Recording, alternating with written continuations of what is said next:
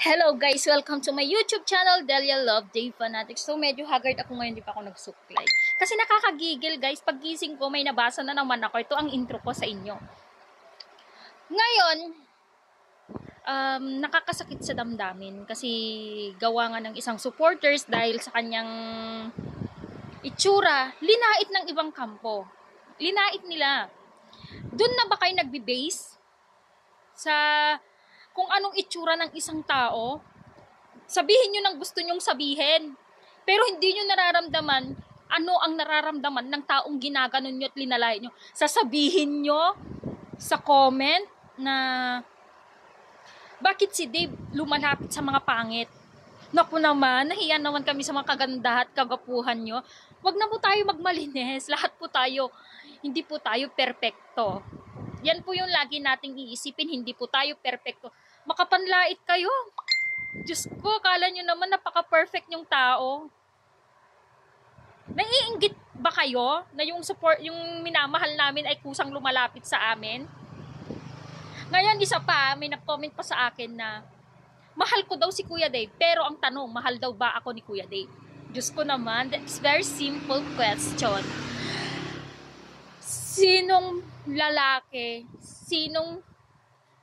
na hindi mo kakilala, hindi mo kadugo ang magsasabing I love you ng harap-harapan mo? Hindi ba yun pagmamahal? Kasi ang pagmamahal namin kay Kuya Dave, ganun din niya kami kamahal. Hindi man niya laging sinasabi yan, pero ramdam mo na importante din kami sa buhay niya. Ito pa yung nakakaano tatanungin mo siya kung anong gusto niya. Yung makita ko lang po kayong nagmamahal sa akin. O di ba? Ang sarap sa pakiramdam mo may nagsasabi sa inyo ng ganon. Ang tanong, sinabihan na ba kayo ng I love you ng alaga nyo? Doon na ba kayo nagagalit? Diyos ko naman. Shout out kay John DLB. Kahit ganyan ka, alam mo, marami kaming magtatanggol sa'yo. Akala mo naman napaka-perfect na person yung taong naglalait. Huwag tayong manlait kasi alam natin sa sarili din natin na may mali din sa sarili natin. Hindi tayo perfectong tao. Para alam nyo, makapagsalita kayo, makapaglait kayo, akala nyo naman napakalinis yung tao. Huwag na tayong maging tanga. Alam nyo, nakakagigil eh. Siyempre, pagtatanggol ko yun, kaibigan ko yun eh. I-screenshot nila, itong pagmumuka na to, lalapitan ni Kuya Dave. Yun na ba? Doon na ba kayo nagbe-base? Akala nyo naman, napakagwapo ng ina. Diyos ko, huwag naman tayong ganyan. Lahat na lang napapansin po natin. Lahat na lang. Kung ayaw nyong babalikan kayo ng masasakit na salita, huwag nyo din gawin sa iba. Kasi kayo ang nangunguna, hindi kami. Kung may marinig kayo, sa inyo, pinupost nyo kami. Kung hindi nyo kami pinupost, linalait nyo kami. Pinagchichismisan nyo kami sa GC nyo. Kala nyo hindi namin yan alam? Sasabihin nyo, lalaitin nyo yung kaibigan kong pangit. Wow ha? Ang gwapo nyo at ang ganda nyo. Diba nakakagigil? Ang aga-aga, ganun. Sabi nila sa akin, may isang concerned titas na nag-send sa akin na, Dalia, di ba kaibigan mo to? Oo, kaibigan ko. Hindi ko pa siya replyan. Pero ang ginawa ko, nag-send ako sa GC namin, John D, wag ka mag-alala, pagtatanggol kita. Because John D, tinuring ko na din siyang parang kapatid. Matagal na kaming magkakilala ni John D. What is third at Techram, kilala ko na siya. Kaya ganun ko siya ipagtanggol. Huwag naman tayong ganyan, nakakasakit na kayo ng damdamin. Hindi porket ganun yung tao, lalaitin nyo, pagtatawanan nyo. Maganda po ba yun na example sa alaga nyo? Hindi po yun magandang example.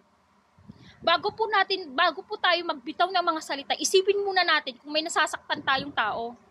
Hindi nyo na ba inisip na ano kayang mararamdaman ng taong itong ginaganito natin?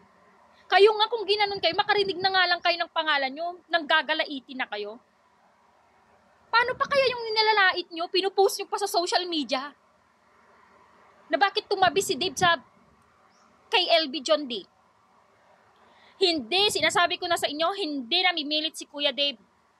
At hindi niya pinagsisiksikan ang sarili niya sa amin. Pero, ito ang sinasabi ko sa inyo, si Dave, lumalapit siya sa amin kasi mahal niya kami. Eh kayo, linalapitan ba kayo?